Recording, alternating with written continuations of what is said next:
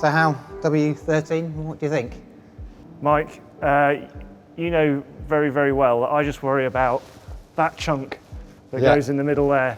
That's what I spend my time thinking about. So come on, tell me what's really changed? Because we know, everyone knows it's a big regulation change. So what does that really mean for the car? Well, I guess in terms of a regulation change, it's sort of twofold. The first one is, completely different shape to the car, but also the way the rules are constructed are completely different. So particularly the aerodynamics.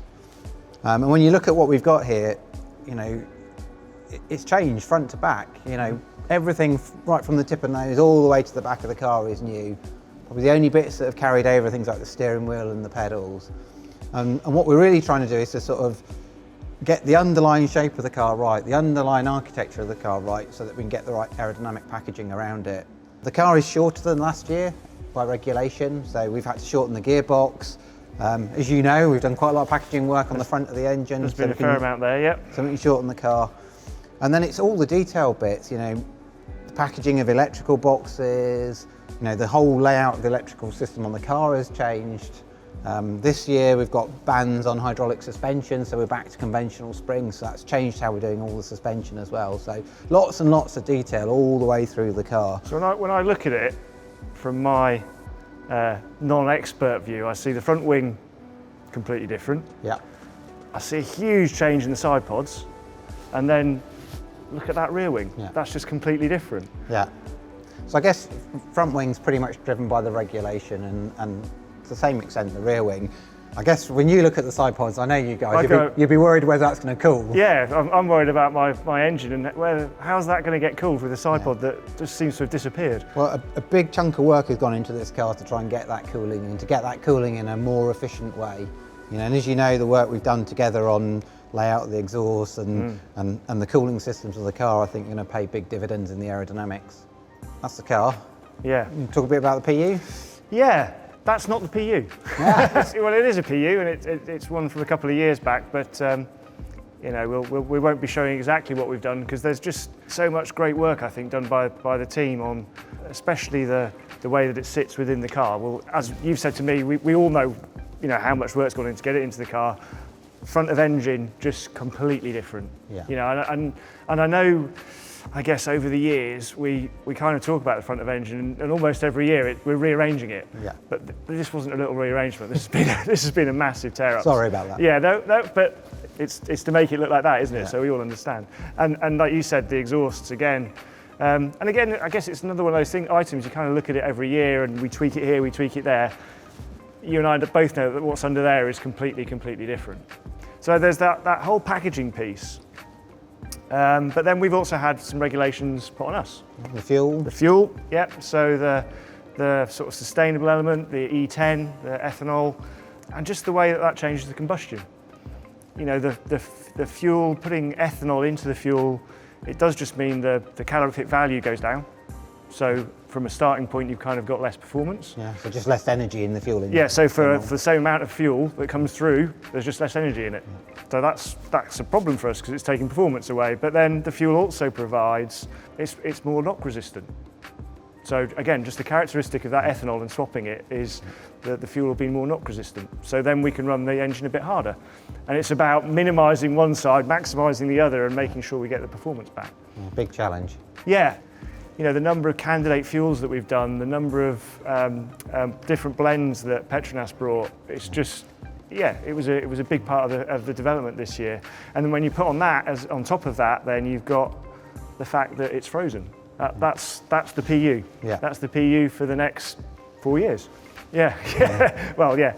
We didn't want to leave anything out. Everything had to get in there. All the performance ideas, all the reliability ideas. That's why we've ended up.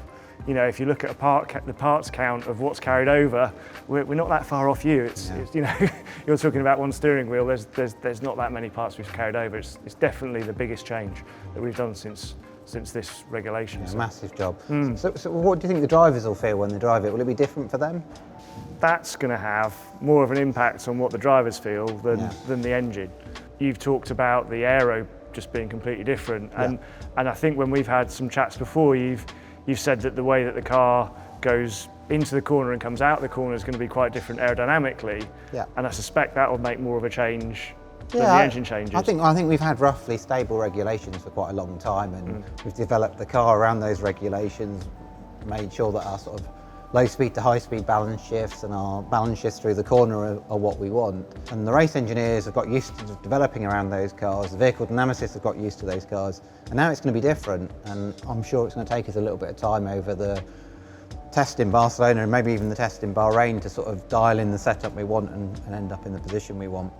Do you think it's going to be a year where the cars develop a lot because of these new regulations? That would seem like a likely thing to me. Yeah, I think so. I mean, in conjunction with the regulation change, we have much fewer runs in the wind tunnel we've ever had before. Less runs in CFD. So I suspect that most of the teams will find they're probably still on a strong development slope, and we'll see lots of upgrades as a result of that. I think the other thing is that because the cars are so new and so different, I suspect we'll also have the sort of reliability fixes that you need to put in place, and there'll be a chunk of work to put into that as well. My thoughts are that if everyone's developed perhaps in a slightly different speed and everyone's doing their work in the wind tunnel, that it could be that the fastest car at the start of the year is nowhere near the fastest car at the end of the year, and as people bring upgrades you might see quite a lot of jumping of who's the quickest car. I think it's going to be really difficult to tell from winter testing who's quickest, just because I think depending what people's upgrade strategy is, do people bring an upgrade to the second test, they bring an upgrade to the first race, and then what's that order through the season, as you say, I think it's going to make quite a big difference.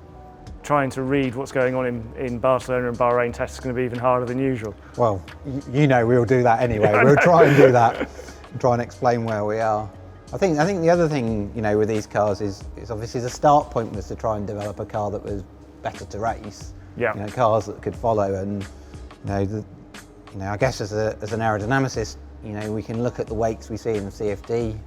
We're not allowed to run one car behind another, so it's really difficult to know how that's going to pan out. But hopefully they'll produce some really good racing and another fantastic season. Let's hope so. Yeah. I'm really looking forward to it. I think it's going to be a super season. Well, it's going to be exciting, isn't it? I guess particularly on the chassis side, I've not seen a regulation change like this in my career, and I think it's going to be really exciting to see how we get going. It's going to be really exciting to see where the competitors are at, and hopefully it's going to be another fantastic season for the fans, and can't wait to get started. It's going to be great seeing this thing doing what it should be doing. Yeah, start of a new chapter and all that. Yeah.